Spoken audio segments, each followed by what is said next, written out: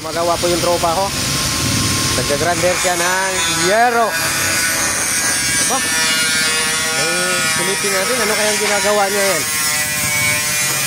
Ano yan? Ha? Ha? Sampurado? Tama, bago magtanghalian, sampurado tayo mga katropa. Oh. Sarap naman sampurado. Ba't may siling green kung sampurado yan? Yan ba yung uso ngayon? Grabe. Sampurado. Yan, nakasilip ako dito mga tropa dahil may bintana dito. Ayan o. Dito may bintana eh. Sampurado daw. May ginagawa siyang sampurado. Ayan po mga katropa. Nagluluto po siya.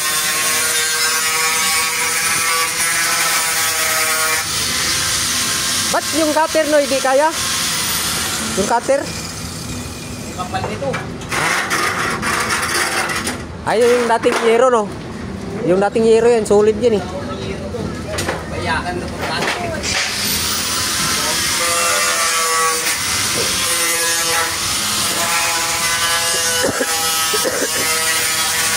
Apo, ginagawa ko yan dyan kasi dito sa kabila, pag na yung mga customer, ano po, nagkita po yun, may nagluluto doon. Kaya ginawa namin, tinakpan mo muna habang hindi pa ginagawa ng kung baga ano po, temporary lang muna habang hindi pa naayos po ang ano, ang co-op po mga katropa.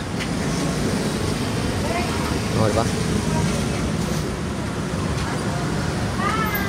Yun o, nagluluto o.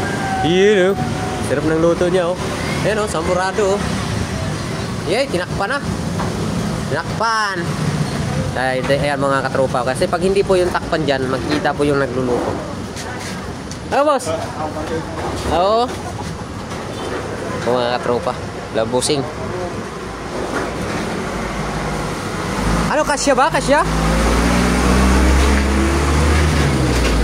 Parang di kasya. No? Putulin mo lang ng dulo, no? Parang makasya. Dilay mo nga to para makapasok. Para makapasok? Kaya mo, dilay lang. Ay, di kaya yan. Konti lang. Sige nga. Konti lang. Di kaya, naka ano. Oh, sige. Yun. Ayos. Tamang-tama lang talaga. Sakto.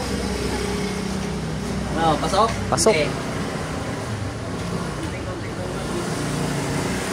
Problema, kapag umulan, tumutulo dyan, babagsak talaga dyan.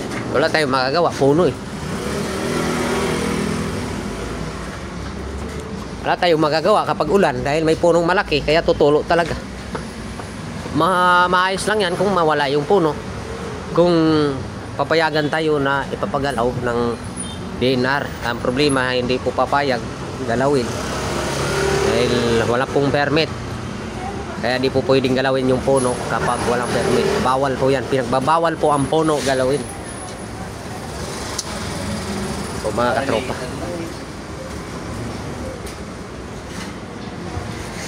Pero ayos na yan. Okay na yan. Pag naging ano niya dyan, ayos na yan sa loob.